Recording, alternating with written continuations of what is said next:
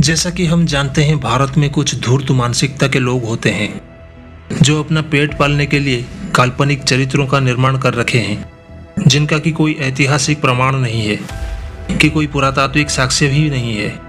फिर भी प्राचीन काल के कुछ पुरातात्विक प्रमाण को दिखाकर कभी अपनी काल्पनिक राम लक्ष्मण सीता से जोड़ लेते हैं, तो कभी उसे पांडवों से जोड़ के महाभारत युगकालीन बता देते हैं। इसी कड़ी में एक चित्र आप सामने देख सकते हैं। इस तरह की कुछ चित्र सोशल मीडिया में जोरों से प्रचारित करते जा रहे हैं। कोई बता रहा है कि ये राम लक्ष्मण सीता के चित्र है, जब वो वनवास में थे तब उन्होंने ये बनवाए थे। और कुछ लोग ये बता रहे हैं कि ये पांडवों के चित्र है जो महाभारत के सभ्यता के हैं। अब आप इस छवि को ध्यान से देख लीजिए, इसकी पूरी फैक्ट चेकिंग हम करेंगे। पहले आप ये जान लीजिए कि ये भ्रम किसने फैलाया है। जब ये लोग अफवाहें फैलाते हैं तो बाकी लोग कैसे मान लेते हैं।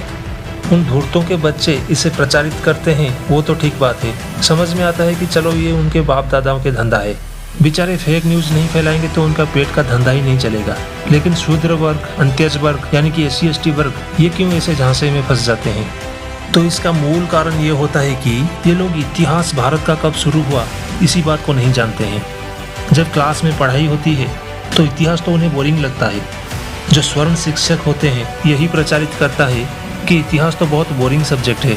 फिर जितने भी स्वर्ण हैं वो अपने आस पड़ोस के जो लोग हैं उनमें भी ये प्रचारित करते हैं कि BA की पढ़ाई और घास की चराई बराबर है। यानी BA पढ़ा दोगे या इतिहास पढ़ा दोगे तो बच्चे का भविष्य खराब हो जाएगा, कुछ नहीं रखा है इतिहास में। ऐसा प्रचारित करने के पीछे इनका मूल कारण ये होता है कि भारत के जो पिछड़ा वर्ग है, जो SC/ST वर्ग है, वो अपना इतिहास ना जान पाए। इतिहास ना जान पाए तो जाने क्या, इतिहास के नाम पर इनकी यही काल्पनिक कहानी है। रामायण, महाभारत, वेद, पुराण, ये सब जाने आप, इनका धार्मिक ग्रंथ जाने इसके बदले। तो ये इनका मूल षड्यंत्र होता है। इसीलिए आप इतिहास जानना जरूरी है। अगर आप इतिहास जान जाएंगे, उसका कालखंड जान लेंगे, तो आप तुरंत उनकी चोरी पकड़ लेंगे। तो इसलिए मैं आज आपको एक संक्षिप्त व्यू दे देता हूँ कि भारत का इतिहास कहाँ से शुरू हुआ, इसका कालखंड क्या था, जिसे आपको फैक्ट चेकिंग समझने में बहुत आसानी होगी। भारत के इतिहास को हम 3 भाग में बांट सकते हैं। पहला है प्री हिस्टोरिक यानी कि प्राग ऐतिहासिक काल। ये वो कालखंड है जिसमें कोई भी लिखित प्रमाण नहीं मिलता है। प्रमाण मिलते हैं इंसान होने के, पत्थर के औजारों के भी प्रमाण मिलते हैं, लेकिन कोई लिखित प्रमाण नहीं मिलता है। जो दूसरा पार्ट है उसे हम कहते हैं प्रोटो हिस्ट्री यानी कि आद्य इतिहास। इसमें लिखित प्रमाण तो मिलेंगे, लेकिन हम सफल नहीं हो पाए हैं इसे पढ़ने में, जैसे सिंधु घाटी सभ्यता। और इसके बाद आता है ऐतिहासिक काल, जो कि बुद्ध के समय से शुरू होता है, यानी ईसा से 600 साल पहले शुरू होता है। इसमें तमाम ऐसे पुरातात्विक प्रमाण मिलने लगते हैं जो लिखित है और पढ़ा जा सकता है। तो भारत का इतिहास लिखित रूप से बुद्ध के काल से शुरू होता है। उससे पहले कहीं भी कोई लिखित प्रमाण को अभी तक हम नहीं पढ़ पाए हैं। और जो पुरातात्विक प्रमाण मिले हैं उन्हीं को देखकर जितनी मुंह उतनी बात होती है। तो अब आइए मैं आपको पूरी डिटेल्स में बता देता हूँ कि जो प्राग ऐतिहासिक काल है, जिसमें कोई लिखित प्रमाण नहीं मिले हैं, इनको भी 3 भागों में बांटा गया है। दरअसल ये युग हिमयुग था। इसमें बर्फ ही बर्फ बिछे हुए थे, काफी ठंड थी, और इसी कारण से इसी दौर में जो होमोसेपियंस था वो बिल्कुल ही इनिशियल दौर में था। तो इस पाषाण काल को फर्दर 3 भागों में बांटा गया है। जो पहला है उसे हम पूरा पाषाण काल कहते हैं, यानी कि पालियोलिथिक एज कहते हैं। इसके बाद दूसरा है मध्य पाषाण काल, जिसे कि मेसोलिथिक एज कहते हैं, और इसका समय काल खंड बताया गया है 9 के BC से लेकर 4 के BC तक, यानी कि आज से 11,000 साल पूर्व से लेकर 6,000 साल पूर्व के बीच के काल को मध्य पाषाण काल कहा गया है। और इसके बाद तीसरा है नियोलिथिक एज, यानी कि नव पाषाण काल, और इसके जो अवधि बताई गई है वो है सिंधु घाटी सभ्यता तक इसके प्रमाण मिले हैं। ये जो 3 भागों में बांटा गया है, इनको जलवायु और जो क्रमिक विकास हो रहा था इनके आधार पर कैरेक्टराइज किया गया है। ये जो पहला है पूरा पाषाण काल, इसमें इंसान नुकीले पत्थर बनाकर जानवरों का शिकार करता था, और इसके कई पुरातात्विक सबूत भी मिल चुके हैं। किताब भ्रम का पुलिंदा में लेखक राजीव पटेल पेज नंबर 1 पे ही लिखते हैं कि भारत के पूरा पाषाण काल का अवशेष इलाहाबाद की बेलन घाटी, वर्तमान पाकिस्तान की सेहन घाटी, तमिलनाडु के कुर्नूल, कर्नाटक के हुक्सी, ओडिशा के कुलियाना, राजस्थान के डिडवाना के सिंघित तालाब के निकट, और मध्य प्रदेश के भीमबेटका और छत्तीसगढ़ के रायगढ़ जिले के सिघनपुर में भी मिलते हैं। इस पूरा पाषाण काल में इंसान का विकास क्रम एवोल्यूशन सबसे ज्यादा हुआ तथा क्लाइमेट परिवर्तन हुआ, इसलिए इनको 3 भागों में बांटा गया, जिसमें से पहला है निम्न पूरा पाषाण काल, दूसरा था मध्य पूरा पाषाण काल और तीसरा था उच्च पूरा पाषाण काल। अब निम्न पूरा पाषाण काल का जो था, इसके पुरातात्विक सबूत पूरे भारतीय उपमहाद्वीप में मिले हैं। इसलिए आप सोहन नदी के घाटी पे सिंधु घाटी, बेलन घाटी, नर्मदा घाटी पर देख सकते हैं। इस कालखंड के जो औजार थे वो थे हस्त कुठार, खंडक, विदारणी।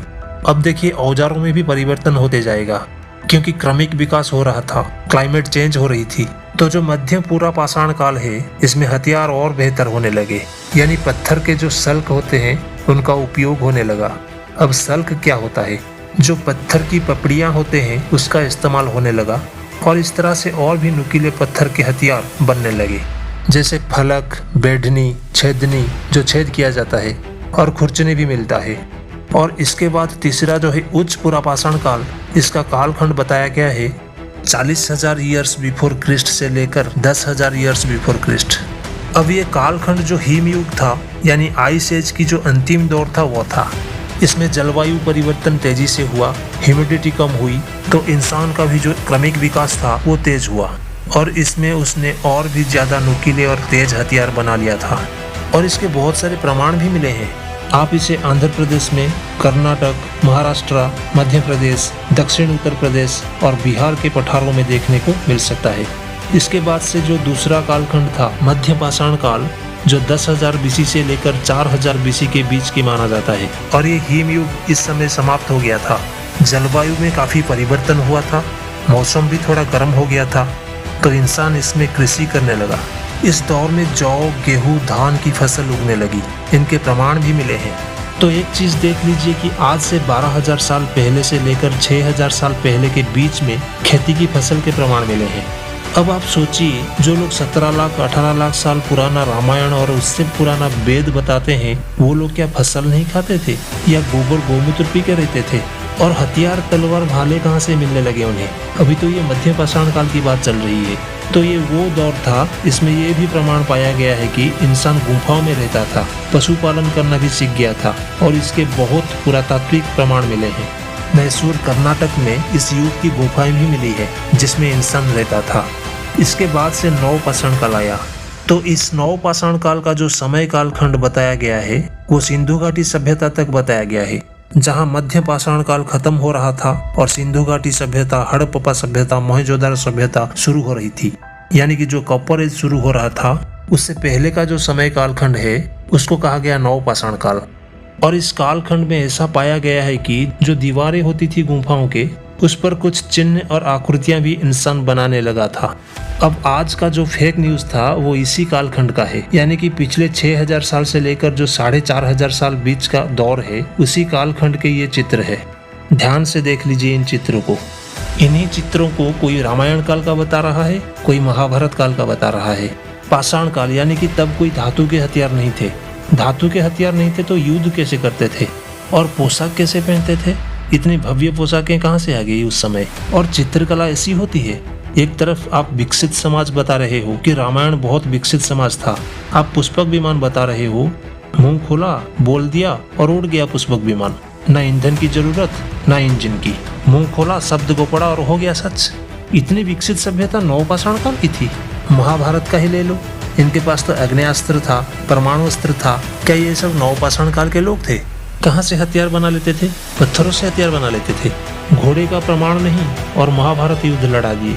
दरअसल सच्चाई ये है कि ये जो चित्र दिखाया जा रहा है, जो मध्य प्रदेश का भीमबेटका जगह है और देवर कोठार, जिसे देव कोठार आजकल कहने लगे हैं, उसी की पहाड़ी गुफा में पाया गया है। और उस समय क्योंकि इंसान गुफाओं में रहता था पाषाण काल में, तो वो इस तरह की चीजें बना लिया करता था। सच्चाई तो ये है, इनकी आज तक ना कोई गुरुकुल मिला है, ना उसका कोई एक सिंगल सा ट्रेस मिला है। कहाँ से मिलेगा? भारत में तो सिर्फ इंटरनेशनल यूनिवर्सिटी मिली है, और वो भी बुद्धिस्टों की। आज तक इनका कोई भी सबूत नहीं मिला है काल्पनिक गुरुकुलों का। होता तो मिलता ना, कागज में गपोड़ दिया शब्द और उससे मिल गया। असल में ये चित्र नव पाषाण काल का है। जिसमें धातुओं तक के हथियार नहीं बन पाए थे। तो आप अगर कालखंड से जान लेते हैं कि कब तक पत्थरों के हथियार बनते थे, कब धातुओं के हथियार बनने शुरू हुए, कब से लोहे का युग शुरू हुआ, तो आप पूरा का पूरा घालमेल इनका पकड़ लोगे। तो आज के लिए इतना ही। वीडियो अगर अच्छा लगा तो लाइक और शेयर कर दीजिए। फिर मिलेंगे। जय मानवता।